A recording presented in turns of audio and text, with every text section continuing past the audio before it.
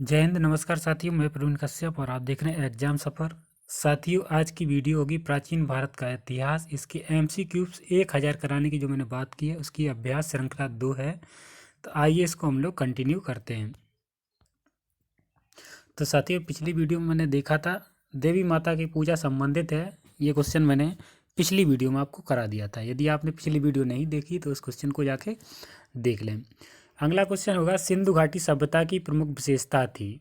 ए नगर सभ्यता, बी कृषक सभ्यता, सी मध्य पाषाण सभ्यता, सी पुरा पाषाण सभ्यता। तो साथ ही इसका सही आंसर जो होगा वो होगा नगर सभ्यता। सिंधु घाटी सभ्यता कैसी थी? एक नगरीय सभ्यता थी, इसलिए इसका ए आंसर सही हो जाता है। अगला क्वेश्चन देखेंगे हम लोग साथियों। मोहनजोदड़ो में सबसे बड़ा भवन कौन सा था? विशाल स्नानागार, धान्यागार, सी ऑप्शन होगा 2 मंजिला मकान, डी ऑप्शन स्तंभ हॉल। तो इसका सही आंसर होगा विशाल धान्यागार। बी ऑप्शन इसका यहाँ पर करेक्ट होता है। अगला क्वेश्चन होगा 23। निम्नलिखित विद्वानों में से हड़प्पा सभ्यता का सर्वप्रथम खोजकर्ता कौन था? A sir John Marshall, B R D Banerjee, C A Cunningham, D Dayaram Sahni. तो इसका सही आंसर जो होगा वो साथियों आपका क्या होगा? कमेंट सेक्शन में सभी लोग इसका आसान सा जवाब बता सकते हैं, छोड़ रहे इसको। आइए क्वेश्चन नंबर 23 की हो चुका है। 24। सिंधु घाटी सभ्यता का पत्तन, जिसे हम लोग क्या कहते हैं? बंदरगाह। पत्तन को क्या कहते हैं? बंदरगाह कहते हैं। कौन सा था? ए कालीबंगा, बी लोथल, सी रोपड़, डी मोहनजोदड़ो। तो इसका सही आंसर क्या होगा साथियों? इसका सही आंसर होगा लोथल, यानी कि बी ऑप्शन यहाँ पर करेक्ट होता है। अगला क्वेश्चन देखेंगे, निम्नलिखित में कौन हड़प्पा संस्कृति के अध्ययन के साथ संबद्ध नहीं है? मतलब कौन संबद्ध नहीं, मतलब जुड़ा नहीं है। A Charles Masson, B Cunningham, C M Wheeler, D P S Butts. तो इसका सही आंसर क्या होगा? 25 का डी ऑप्शन यहाँ पर सही होगा, पी एस बट्स। अगला क्वेश्चन देखते हैं 26।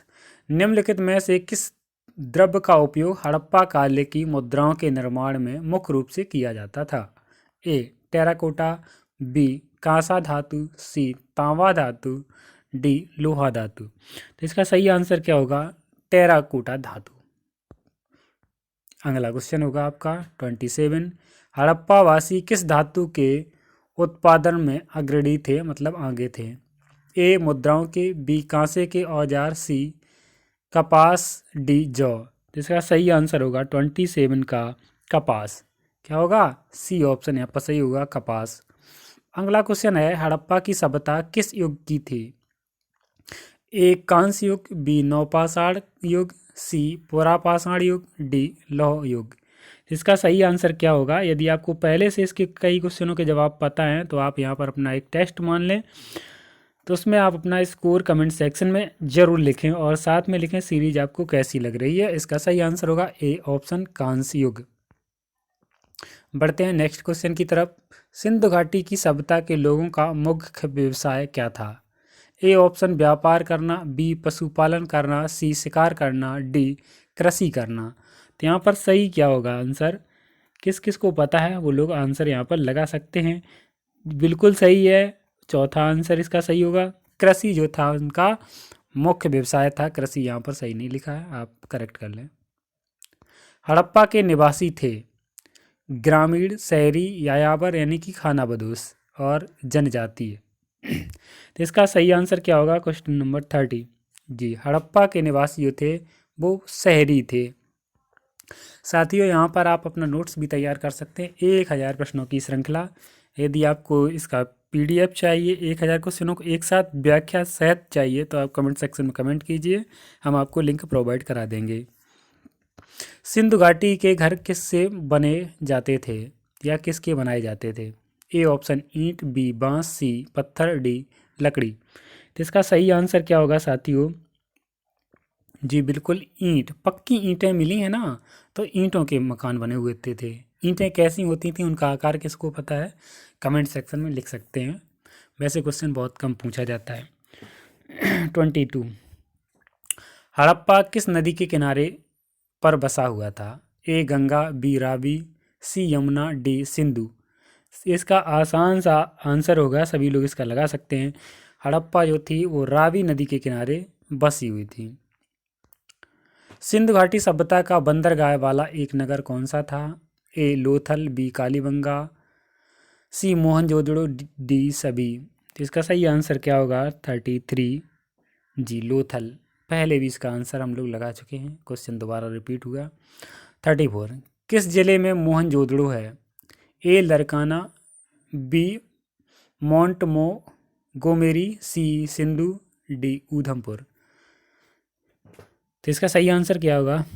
लरकाना। कौन सा जिला है? लरकाना। अगला, निम्नलिखित में से किस वेद में प्राचीन वैदिक युग की सभ्यता के बारे में सूचना दी गई थी?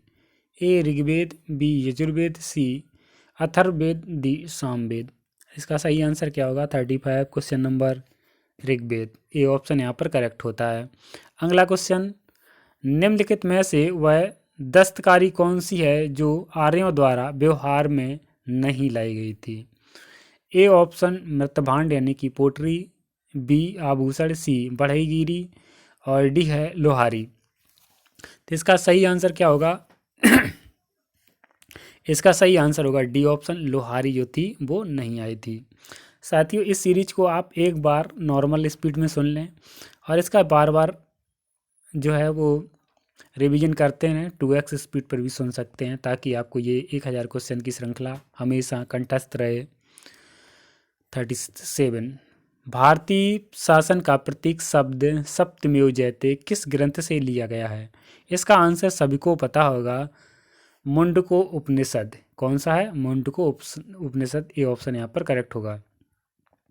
निम्नलिखित में से कौन सा प्राचीन भारतीय नगर 3 विद्वान संतों कपिल, गार्गी और मैत्रेय का घर था? ए काशी, बी मिथिला, सी उज्जैनी, डी पाटलिपुत्र। तो इसका सही आंसर क्या होगा? 38 का जी बिल्कुल सही है, मिथिला। अगला क्वेश्चन, वेदों को माना जाता है, क्या माना जाता है? स्मृति, श्रुति, ज्ञान, शिक्षा। इसमें सही आंसर क्या होगा? वेदों को श्रुति माना जाता है। बी ऑप्शन यहाँ पर करेक्ट हो जाएगा। अगला क्वेश्चन है, वेद शब्द का अर्थ है? ए ऑप्शन ज्ञान, बी विद्वता, सी कुशलता, डी शक्ति। तो वेद शब्द का जो अर्थ होगा वो क्या होगा साथियों? कमेंट सेक्शन में कमेंट कर सकते हैं। जिनको नहीं पता वो पता कर लें। ज्ञान होता है, वेद का मतलब क्या होता है? ज्ञान। वैदिक लोगों द्वारा किस धातु का प्रयोग सबसे पहले किया गया था? ए ऑप्शन चांदी, बी सोना, सी लोहा, डी तांबा। तो इसका सही आंसर क्या होगा? 41 नंबर क्वेश्चन जो है जी बिल्कुल तांबा धातु है, वो सर्वप्रथम प्रयोग में आई थी। अगला क्वेश्चन, भारत में वर्ण व्यवस्था किस लिए बनाई गई थी? जो जाति व्यवस्था है, वर्ण व्यवस्था है, वो किस लिए बनाई गई थी? ए श्रमिक गतिहीनता, बी श्रम की गरिमा को मान्यता देने के लिए, सी आर्थिक उत्थान के लिए, डी व्यावसायिक श्रम विभाजन के हिसाब से। तो यहाँ पर सही आंसर क्या होगा साथियों? जी बिल्कुल व्यावसायिक श्रम विभाजन, यानी कि यहाँ पर डी ऑप्शन करेक्ट हो जाएगा। अगला, भारतीय संगीत का उद्गम किससे हुआ है? ए ऋग्वेद की संहिता में, बी यजुर्वेद की संहिता में, सी सामवेद की संहिता में और डी है जो अथर्ववेद की संहिता में।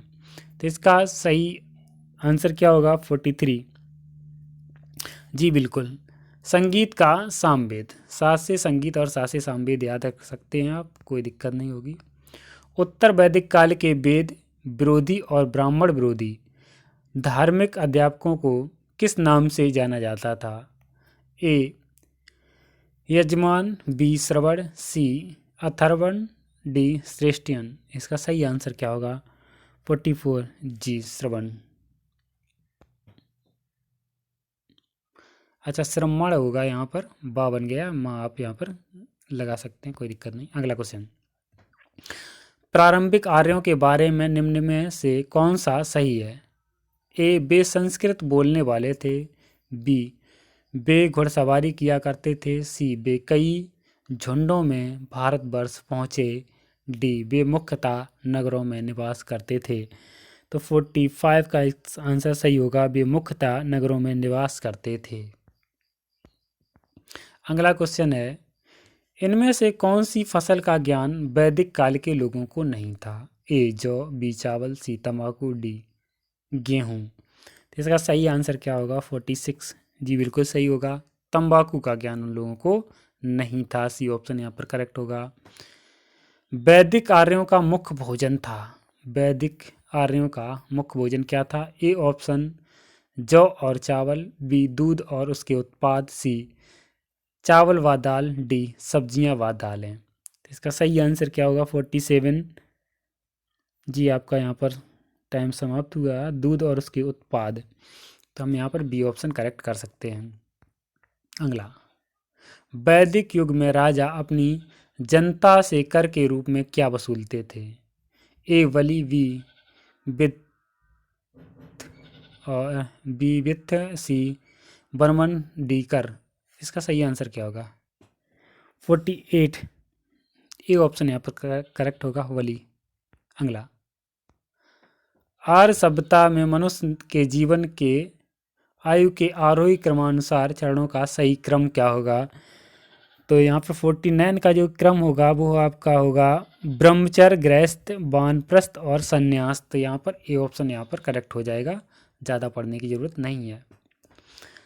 अगला क्वेश्चन है, आर्य अनार्यों के साथ अपने संघर्षों में सफल रहे, उनके सफल होने का कारण क्या था? ए, उन्होंने बड़े पैमाने पर हाथियों का प्रयोग किया था।